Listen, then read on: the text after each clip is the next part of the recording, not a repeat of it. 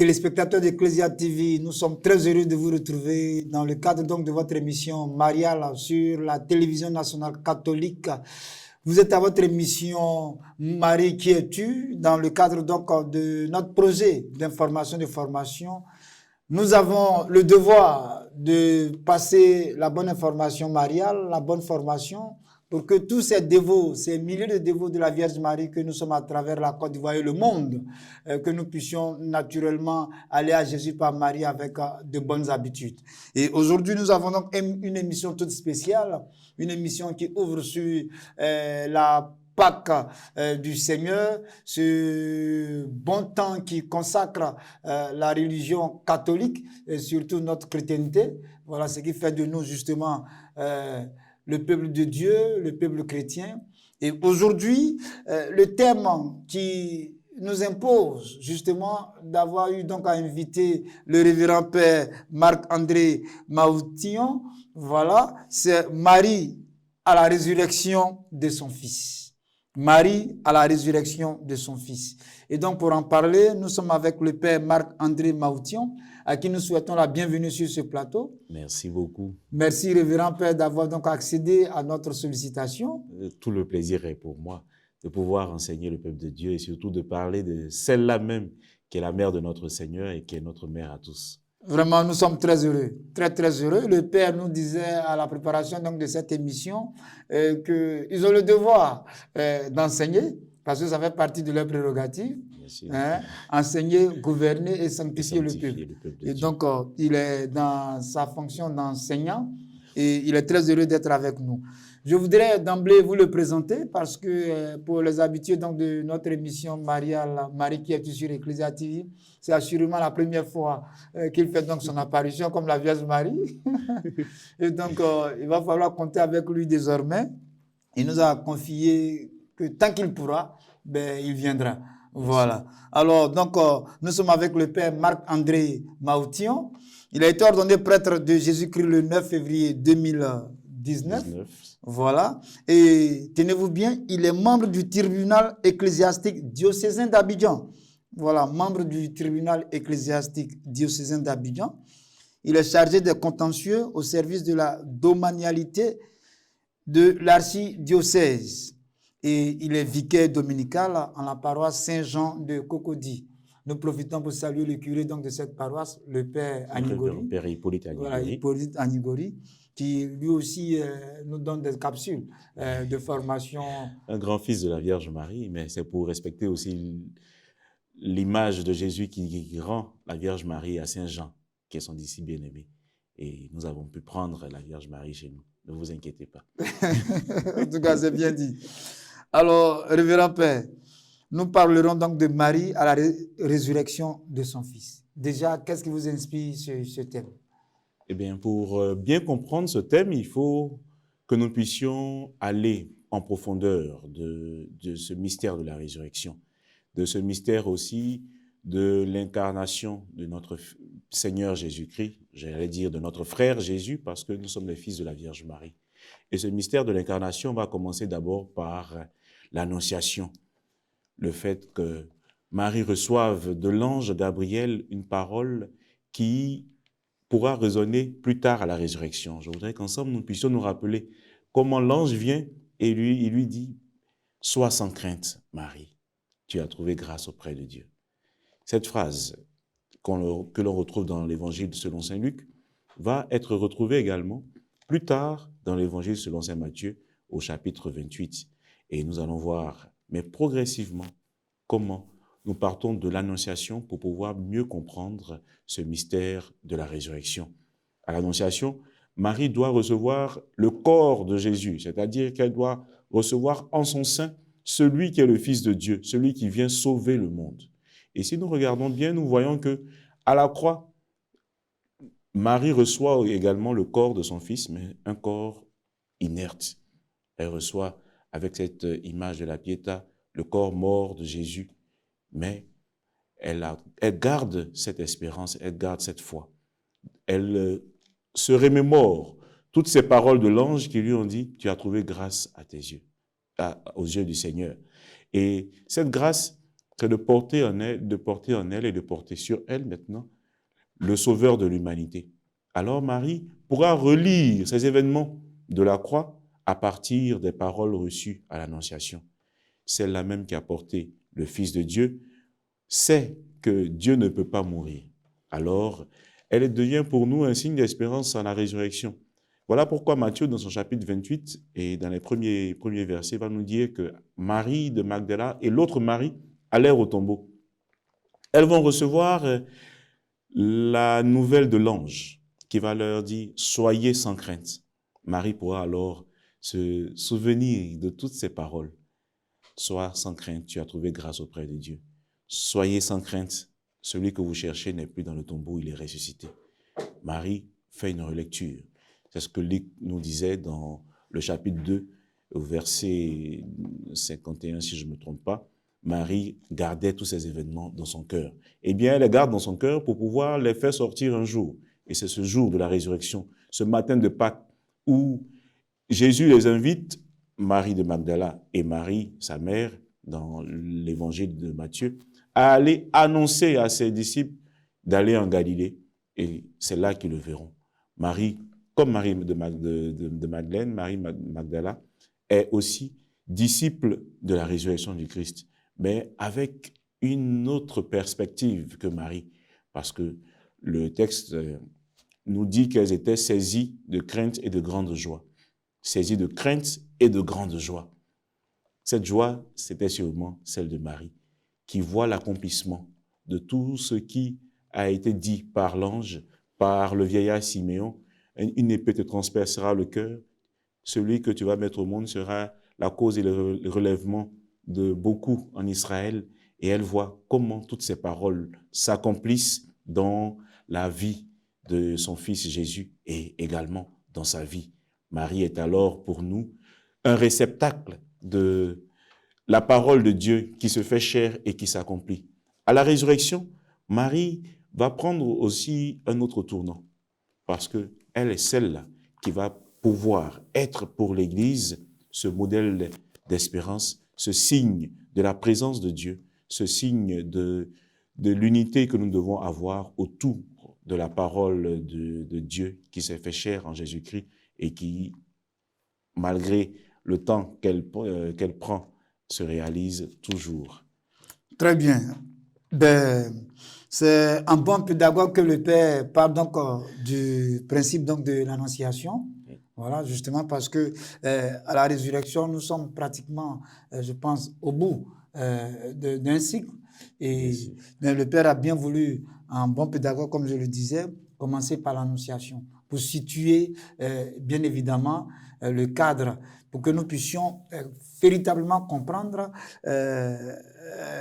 Marie à la résurrection de son Fils. Et donc, le Père nous a parlé de l'annonciation. Voilà. Et après l'annonciation, il y a l'incarnation. Oui. L'annonciation et l'incarnation. L'annonciation, parce que d'abord, Marie, à cette annonciation, va répondre à l'annonce de l'ange. Elle va accepter que se passe dans sa vie le plan de Dieu. Elle va accepter d'être un instrument par lequel Dieu pourra s'épanouir dans notre humanité. Marie sera donc le tabernacle qui va recevoir le Fils de Dieu fait chair, le mystère de l'incarnation de ce Dieu qui prend corps dans le sein de la Vierge Marie. Mais elle est aussi et surtout par cette incarnation apôtre.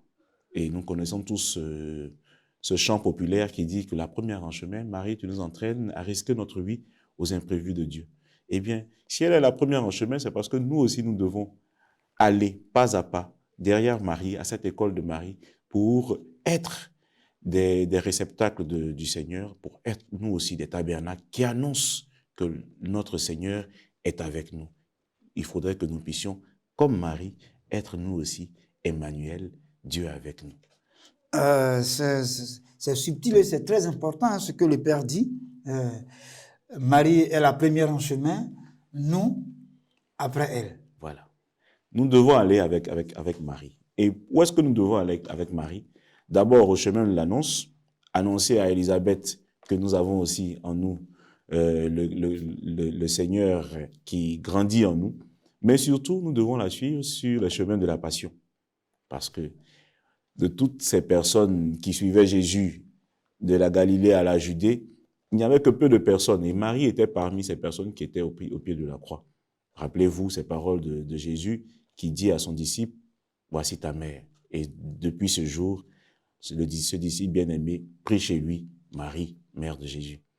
Eh bien, nous devons suivre Jésus avec foi, avec beaucoup d'amour, avec beaucoup d'espérance, parce que nous savons, comme Marie, que la croix n'est pas la fin. Non. Vous l'avez dit tout à l'heure, c'est la fin d'un cycle, oui, mais ce n'est pas la fin.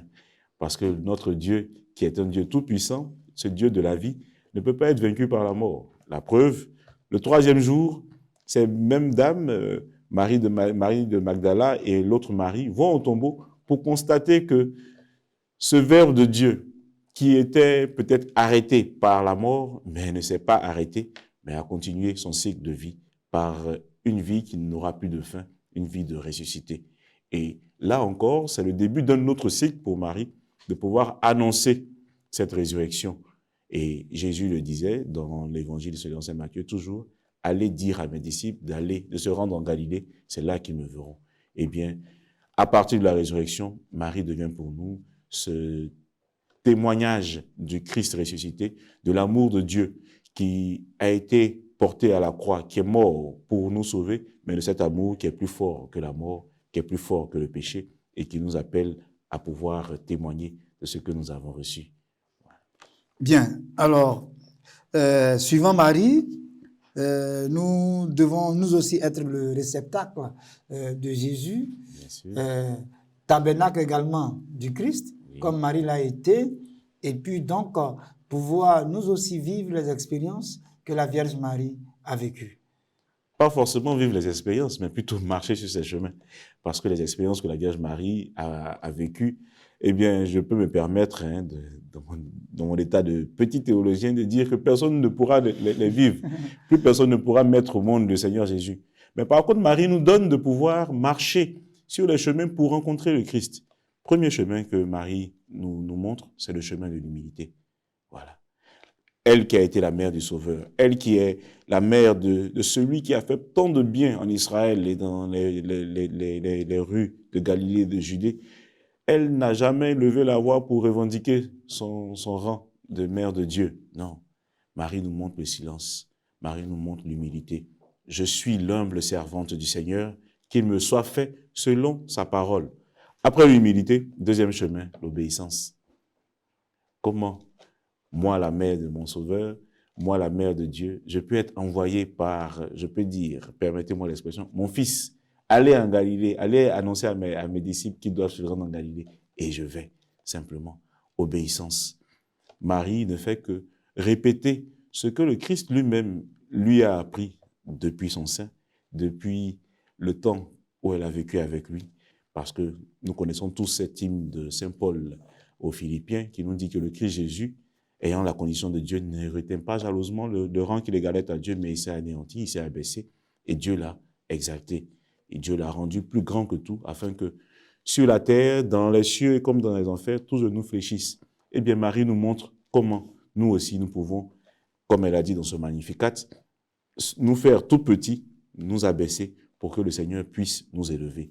Et la plus grande élévation que nous pouvons avoir, c'est de pouvoir ressusciter aussi comme le Christ.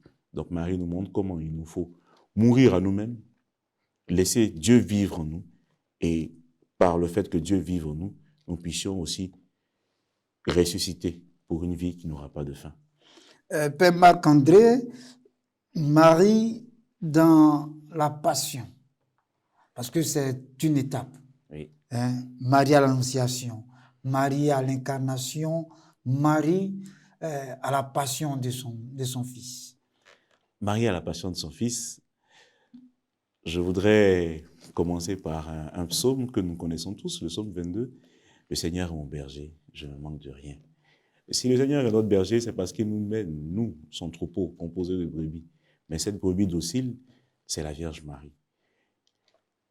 Le psalmiste pourra dire, même quand je traverse les ravins de la mort, je ne crains aucun mal, car ton bâton et ta houlette sont là, qui me rassure.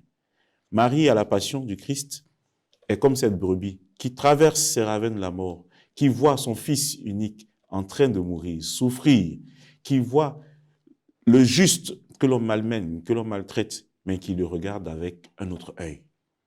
Pas l'œil de ces femmes de Jérusalem qui pleurent sur Jésus, et Jésus va bien pouvoir leur dire, ne pleurez pas sur moi, femme, mais pleurez sur vous-même.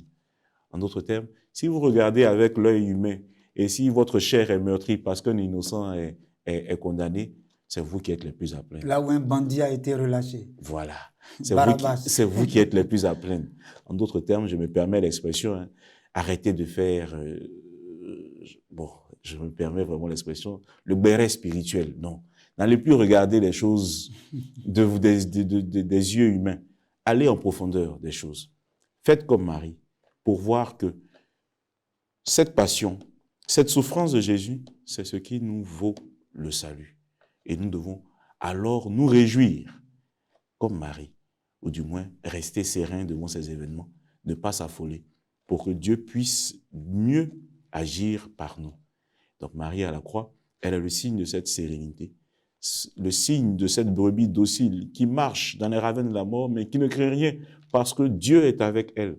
Parce que même là, même quand le Sauveur de l'humanité meurt, elle sait que ce n'est pas la fin. Elle sait que Dieu pourra agir et qu'il agit en la mort de notre Seigneur Jésus pour le salut des hommes.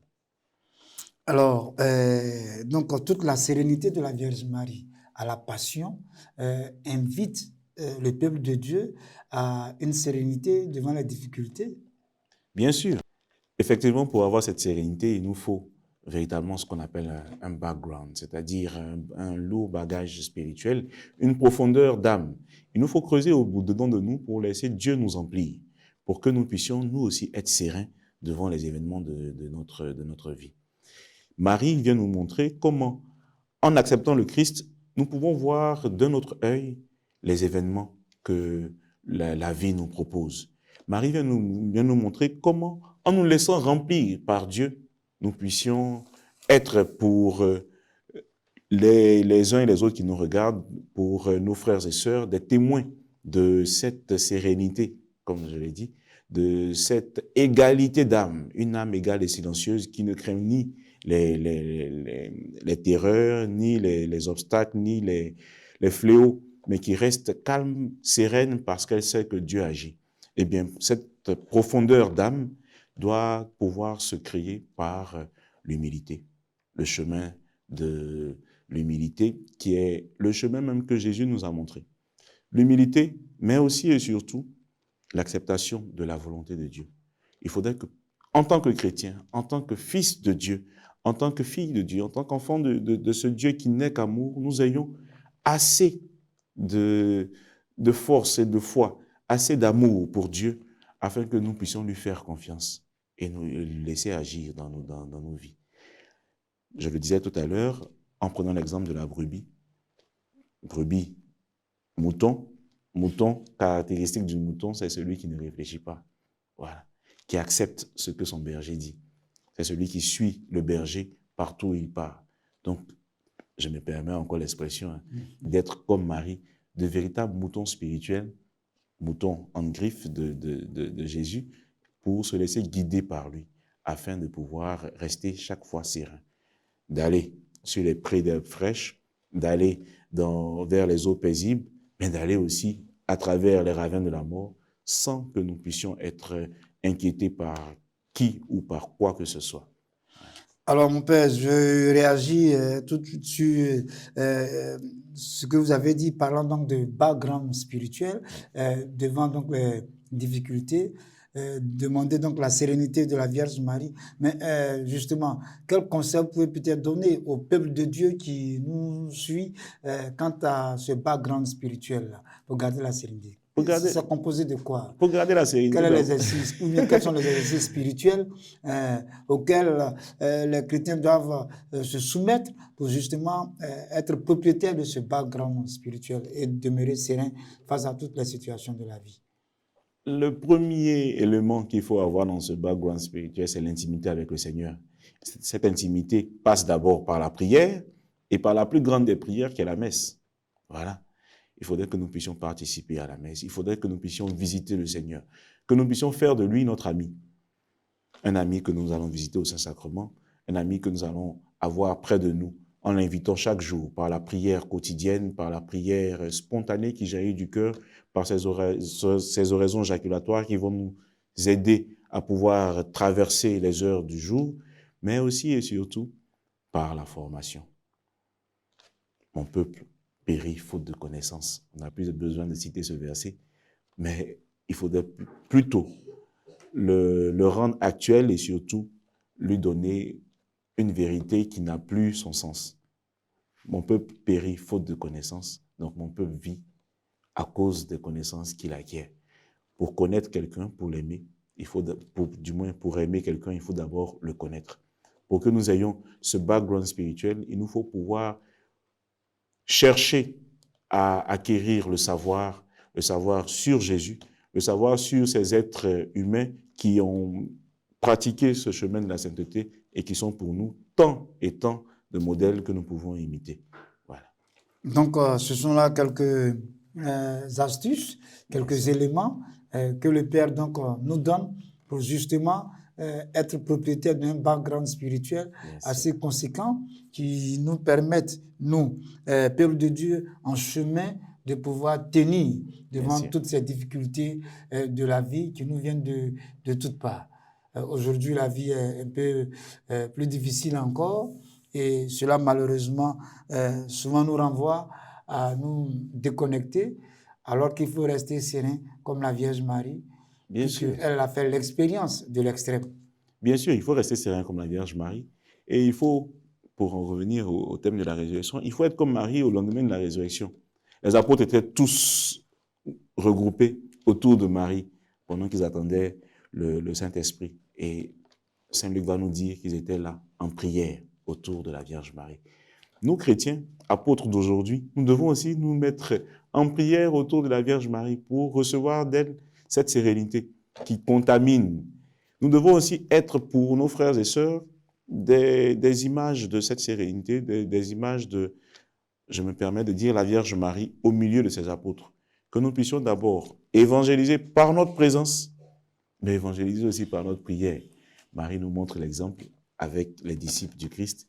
Nous aussi, nous devons lui emboîter le pas pour être aussi des témoins de cette sérénité que nous devons avoir.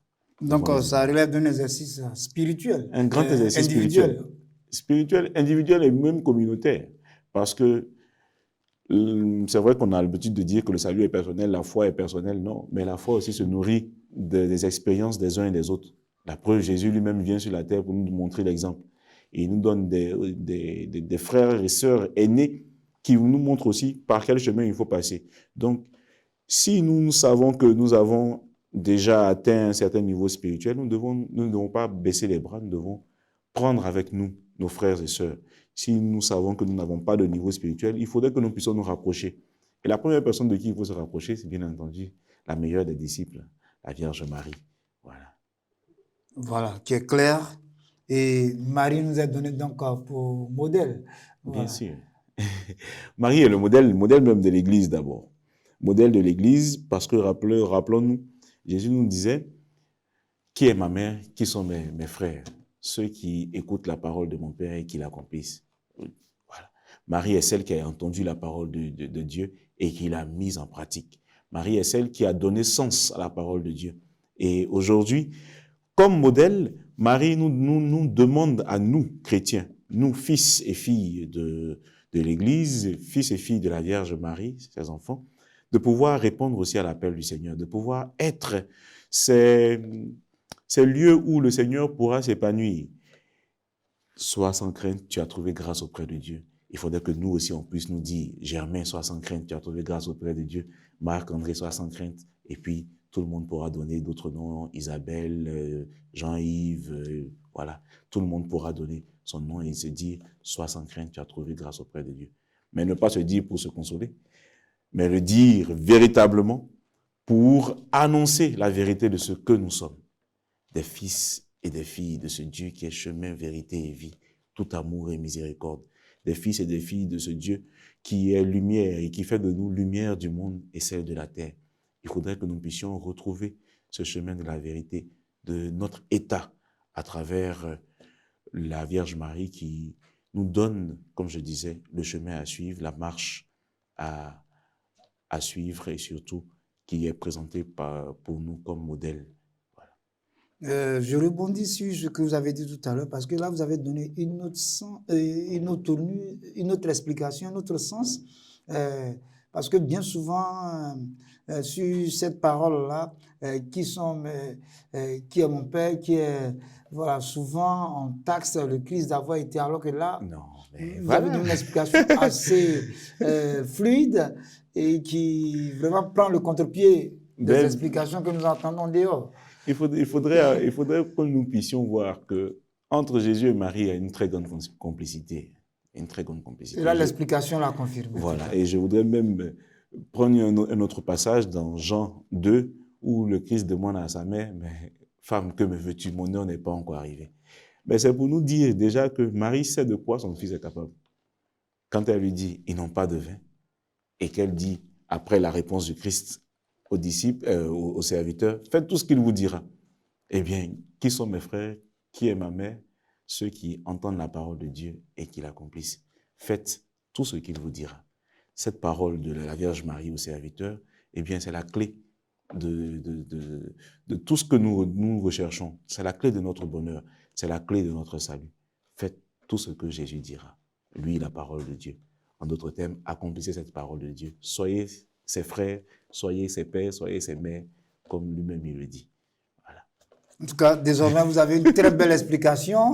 Voilà, vous n'avez plus besoin de souffrir parce que le Père vient d'éponger toutes ces souffrances-là.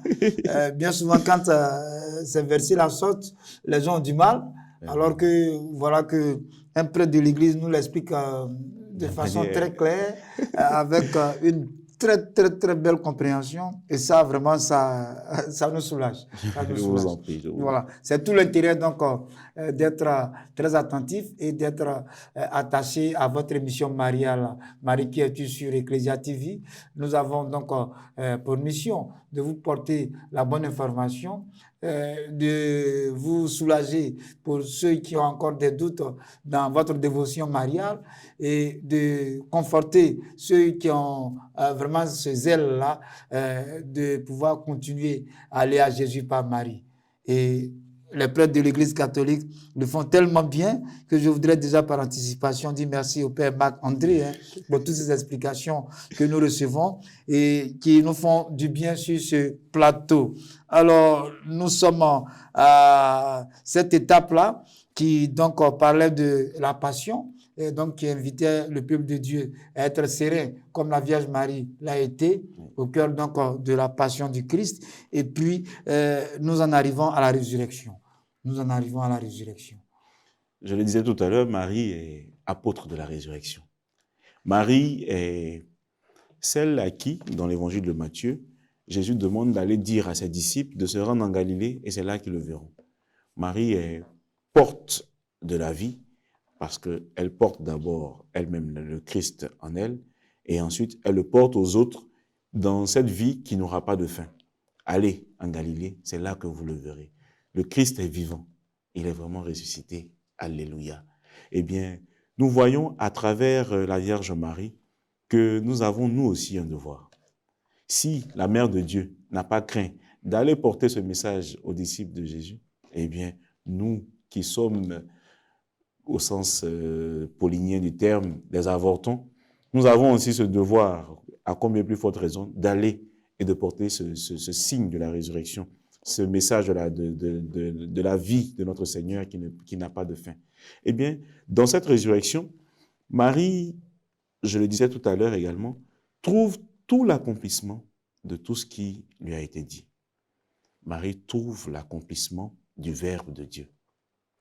Et j'aime bien reprendre ce passage du prologue de Saint Jean, qui est un merveilleux texte. J'ai envie de dire, c'est un chef-d'œuvre à la fois poétique, théologique et même spirituel de ce Verbe qui au commencement était, qui vient parmi nous, qui vient au milieu des siens et que les siens ne reconnaissent pas.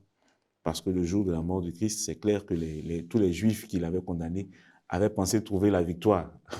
Or, la véritable victoire se trouvait là, dans leur défaite. La véritable victoire se trouvait dans cette mort de Jésus qui allait annoncer l'ère nouvelle. Et cette ère nouvelle, c'est l'ère de la résurrection. Voilà pourquoi nous devons nous aussi aspirer à cette résurrection. Jésus nous montre le chemin. Jésus nous trace le chemin. Et il utilise la Vierge Marie, ce réceptacle du Seigneur, comme je le disais, pour nous donner la marche à suivre. On ne pourra pas alors séparer résurrection du Christ de l'Assomption de la Vierge Marie.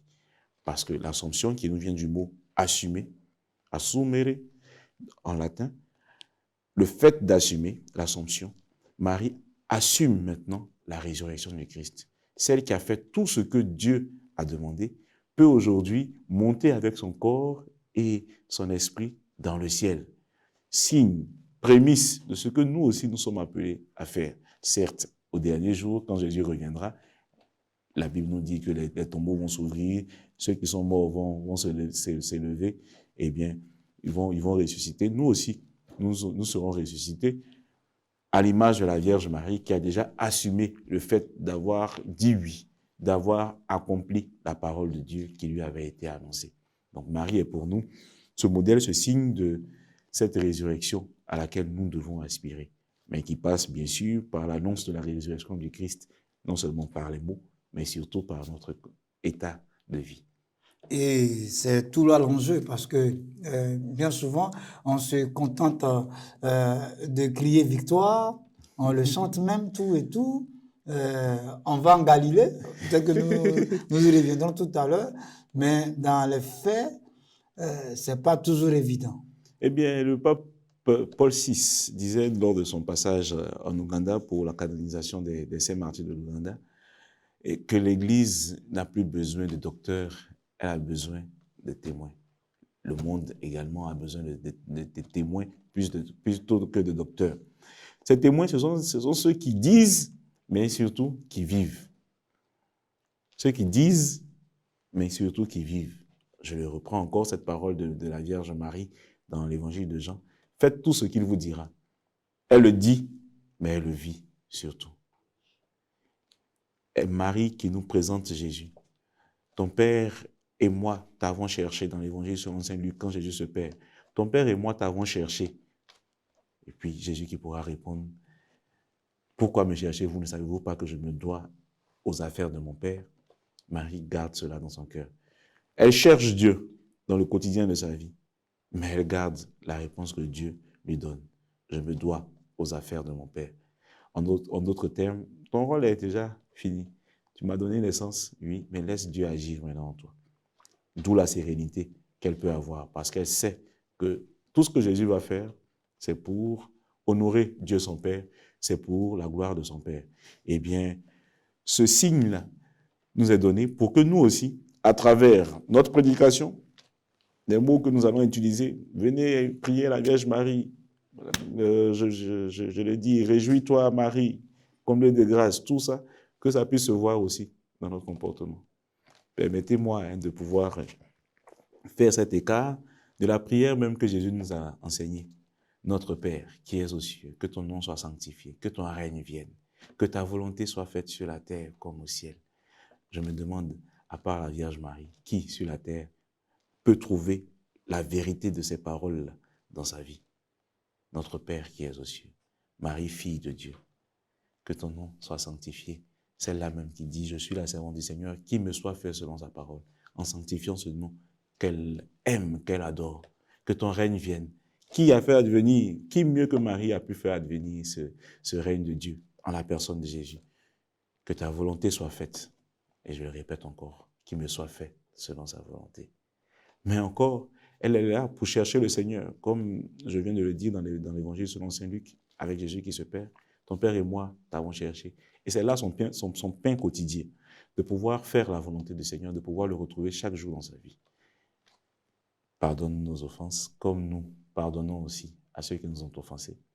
Je ne suis pas sûr que Marie a gardé rancune à tous ceux qui ont tué son fils. Au contraire, modèle de pardon, elle lui a pardonné. Voilà. Et tout ce qui viendra après. Marie est, dans une certaine mesure, l'accomplissement, ou du moins celle qui accomplit le plus ce que Dieu nous demande dans notre vie de tous les jours. Voilà, nous comprenons vraiment le tableau. Le tableau s'interpénètre. Hein, la prière de notre Père qui rejoint pratiquement les actes de la Vierge Marie. La Vierge Marie, voilà. Parce que Marie, comme je le dis, elle est servante du Seigneur. Elle accomplit tout ce que le Seigneur nous dit. Et si Jésus nous donne ce modèle de prière, c'est parce qu'il sait que nous pouvons mettre en pratique ce que nous-mêmes nous disons. Et la première qui a pu le mettre en pratique, c'est bien la Vierge Marie. Voilà. Et mon père, lorsque vous parliez tout à l'heure de la citation du pape Paul VI en Ouganda, à la colonisation des Saint-Martyrs de l'Ouganda, ça m'a fait rappeler une parole du révérend père Pascal Akafougra, oui. Voilà, un très grand prêtre également, et qui nous disait une fois à la sacristie, à la paroisse Notre-Dame du Perpétuel Secours de Treichville, je ne sais pas si ça rejoint ce que le pape a dit, l'évangile a été déjà proclamé, on nous demande de le mettre en pratique. Ben ça rentre bien dans la ligne de mire de ce qui a été dit. L'évangile a été déjà proclamé. Ne perdons pas le temps. Jésus lui-même va le dire. Hein. Plusieurs vont crier Seigneur, Seigneur, et puis à la fin, il va leur dire je ne vous connais pas. Qui est-ce que Jésus connaît? C'est ceux qui sont ses frères, ceux qui sont ses amis, ceux qui mettent en pratique ce qu'il a dit, ceux qui accomplissent sa parole et sa volonté, ceux qui ont beaucoup d'amour pour Dieu, qui l'aiment de tout leur cœur, de toute leur âme, de tout leur esprit, mais qui aussi, surtout, aiment leurs frères. Et l'amour de Dieu, c'est la chose la plus facile. Tout le monde peut dire « j'aime Dieu ». Personne ne pourra vérifier. Mais lorsqu'on va dire « j'aime mon frère », là, c'est tangible. Là, je peux voir. Et ce bel hymne à l'amour de Saint Paul, dans le chapitre 13 de la première lettre aux Corinthiens, va nous dire tout ce que l'amour fait. L'amour prend patience, l'amour rend service. Et j'invite les téléspectateurs à bien vouloir regarder cet hymne de près en y trouvant comment aimer, comme la Vierge Marie, aimer son prochain. Voilà, c'est là l'évangile que nous devons proclamer par notre vie de tous les jours. Voilà, donc il faudrait faire donc sienne cette parole du Père Akafou, ce grand formateur. Voilà, l'évangile a été déjà proclamé. On vous demande de le mettre en pratique. De le mettre en pratique, bien sûr. Bien sûr. Et donc, nous constatons donc que la résurrection, mieux qu'une jubilation, c'est plutôt un envoi en mission. C'est-à-dire que le chrétien, à partir de ce chant victoire, victoire, mais il est en mission sans le savoir.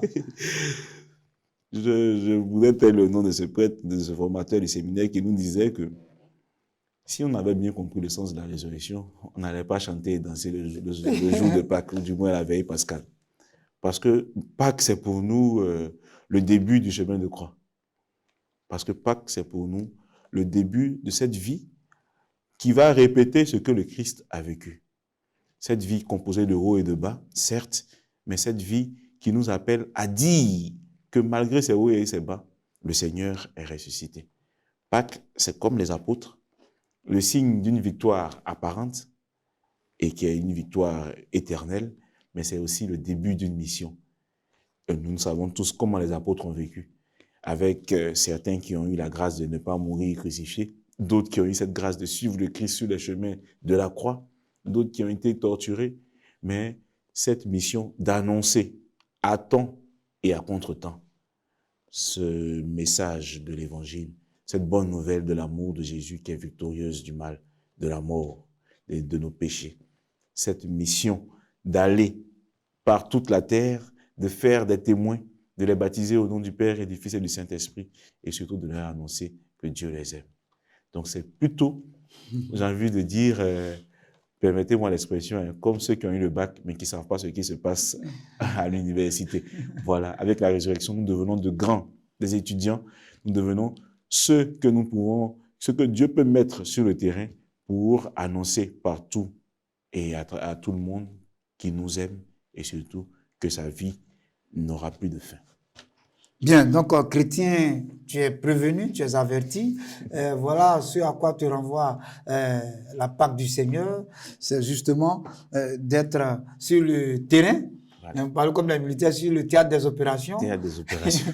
Voilà, pour que toi aussi, imprégné du Christ, tu puisses justement le proposer au monde entier, Oui. par tes faits, par tes gestes, par tes actes. Voilà. Et il ne faut jamais dissocier les événements de notre vie de l'événement de la résurrection du Christ. Parce que si nous sommes chrétiens, c'est parce que nous avons partagé par le baptême cette mort et cette résurrection de notre Seigneur. Nous sommes nés de nouveau. Nous sommes nés à la grande famille des enfants de Dieu. Nous sommes nés dans cette grâce que Dieu nous fait. Alors nous devons aussi illuminer tous les événements de notre vie par cet événement de la résurrection. Nous devons être des ressuscités, déjà là, mais qui ne le sont pas encore. Nous devons être le signe que notre vie n'est pas que matérielle et que nous avons à pouvoir la continuer dans le royaume des cieux. Cet événement de la résurrection doit être pour nous, je peux dire, le miroir par lequel nous devons regarder la vie qui nous est donnée. Et un modèle, c'est la Vierge Marie. Je ne pourrais même pas dire un modèle. C'est l'espérance que nous voulons. J'allais dire le modèle. Le modèle. Voilà, de l'espérance en la résurrection, c'est bien la Vierge Marie. C'est la même qui, par sa sérénité, par son obéissance à Dieu, par le fait de pouvoir accomplir ce verbe qui lui est donné, le fait de pouvoir être modèle d'obéissance, eh bien, nous donne aussi de pouvoir espérer un jour être présent avec elle. Je ne voudrais pas être macabre en ces jours, mais au ciel, au ciel, au ciel, j'irai la voir un jour. Vous connaissez bien ce chant, voilà. Pour nous dire qu'avec Marie et les anges, nous irons contempler le visage de Dieu. Et Marie est pour nous d'abord, je pourrais dire, ce signe que nous allons pouvoir un jour, si nous acceptons le Seigneur, si nous accomplissons son commandement, nous aussi, vivre éternellement avec lui. Signe d'espérance qu'est la Vierge Marie. Amen. Et c'est le but, hein? C'est à ça cela que les chrétiens doivent tendre. Ah, et là, je me permets de prendre la perche et le bâton de pasteur pour pouvoir taper un peu sur la tête de tous les chrétiens, de tous ceux qui, je peux dire, orientent leur vie, ou du moins leur prière, à des choses matérielles. La première chose que nous devons demander à Dieu, c'est ce que nous savons déjà, avoir la vie éternelle. Eh bien, pourquoi regarder tous les problèmes? Pourquoi orienter nos désirs à des biens matériels, à des grâces éphémères, et sans rechercher la grâce primaire et éternelle de la vie éternelle? Ah, beaucoup de chrétiens aujourd'hui font cette erreur-là, de ne plus rechercher la vie éternelle, mais de pouvoir avoir une joie éternelle sur la terre. Eh bien, ça, c'est le plus grand des écueils. N'oublions pas, n'oublions jamais que si nous sommes chrétiens, c'est pour pouvoir un jour assister ou du moins participer au banquet du royaume éternel. Et ce banquet du royaume éternel doit se préparer sur terre. Je me permets encore de prendre une fois un autre chant, ce chant du célèbre maître de chœur Maxime Aubiot de Vénérée Mémoire qui dit que j'ai cherché mon Dieu et je l'ai trouvé dans le pauvre qui habite auprès de moi. J'ai compris que le paradis se prépare sur terre. Eh bien, si nous oublions cet aspect du paradis, si nous oublions cet aspect de la vie éternelle, nous sommes les plus à plaindre. Voilà. Parce que, et là, en sa qualité de pasteur, le Père a dit, il prend son bâton pour justement nous ajuster, parce que malheureusement, nos prières ont changé de direction, de cap. Bien sûr. On l'entend, on le voit, ça nous fait mal.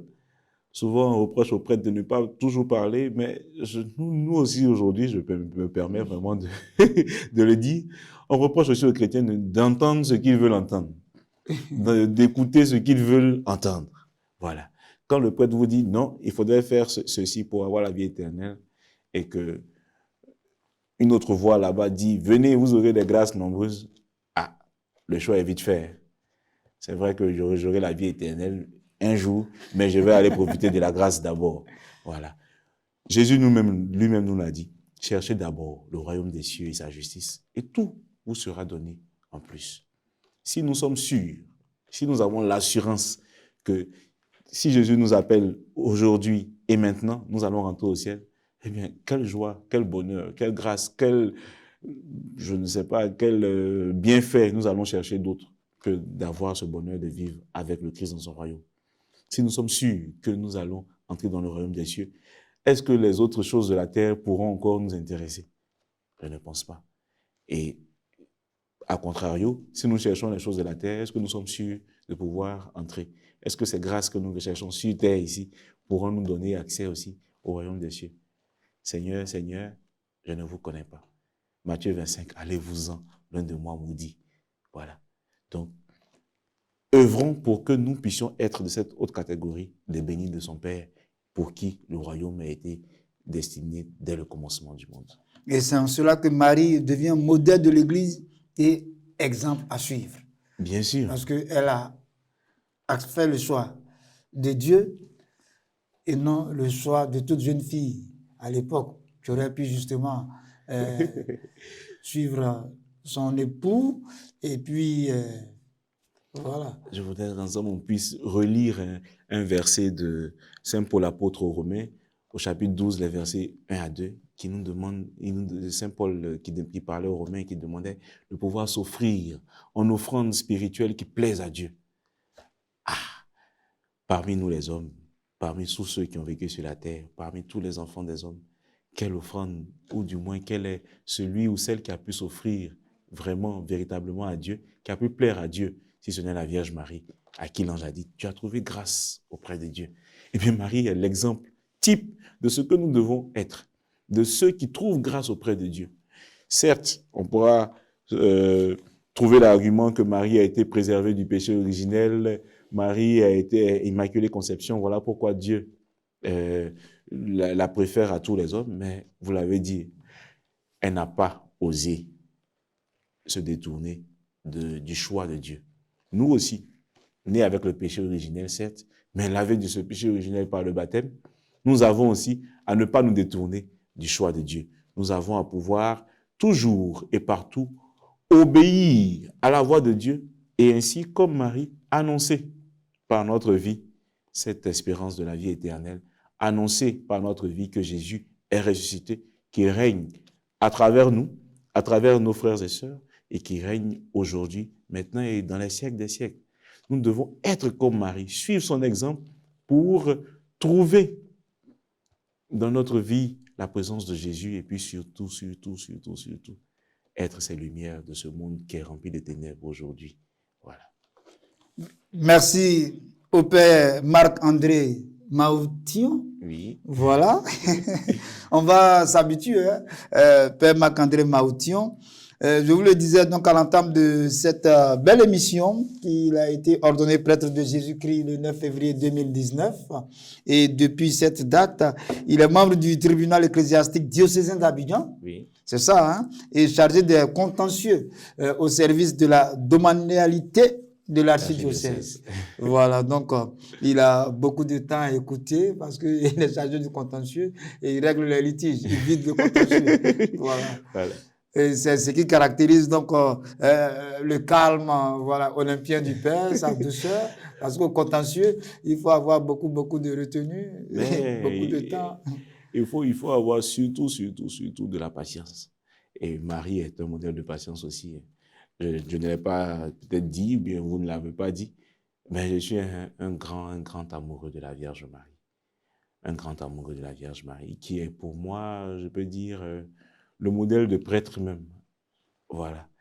Parce que Marie nous enseigne, elle nous donne de pouvoir écouter les uns et les autres, de pouvoir aussi voir les difficultés, comme dans l'évangile selon Saint Jean, ils n'ont pas de vin. Et surtout, comme vous l'avez dit, de pouvoir vider ces contentieux de chaque jour. Très bien. Alors, Père Marc-André, en tout cas, merci beaucoup. Alors, vous le merci. Merci pour cette spontanéité, merci pour cette disponibilité, merci pour cet élan d'accompagnement du peuple de Dieu. Je voudrais vous le dire tout net que ici, lorsqu'un prêtre est disponible pour le peuple de Dieu, comme tous les prêtres d'ailleurs, ben, on n'a pas le choix que de très souvent lui demander de revenir. Il n'y a pas de souci, c'est avec joie que je le ferai. C'est avec Voilà. joie que j'exercerai ce ministère de l'enseignement qui m'est demandé. Ce n'est qu'un service et comme la Vierge Marie, je suis prêt à rendre service au peuple de Dieu. Voilà. Alors, je prends donc à témoin le peuple de Dieu pour vous dire que nous aurons la grâce de revoir le Père Marc-André Maothion sur ce plateau de Marie qui es-tu. Voilà, parce que on a vraiment retenu beaucoup de choses. Il nous a expliqué avec simplicité des domaines un peu compliqués. Et ça, vraiment, j'en suis heureux. Et je pense avec moi tous les téléspectateurs d'Ecclesia TV. Et nous voulons vous dire merci. À vous le merci. Merci Père, merci pour la disponibilité. Et puis que Dieu continue de vous utiliser dans ce vent, dans ce grand champ pastoral là. Amen. Et que la Vierge Marie que vous priez au quotidien puisse continuer à vous inspirer. Voilà, afin qu'à votre tour, vous aussi, vous puissiez être un modèle pour le peuple de Dieu. Amen. Merci beaucoup. Et je partage avec vous et tous les spectateurs qui nous suivent ces bénédictions. Amen, amen, amen. Voilà, cette émission est terminée. Nous avons eu du plaisir à être en compagnie donc du Père Marc-André Maothion qui nous a parlé de Marie à la résurrection de son Fils. Que Dieu nous bénisse et que nous soyons prêts pour la mission. Amen. C'est tout ce que je peux dire. À bientôt.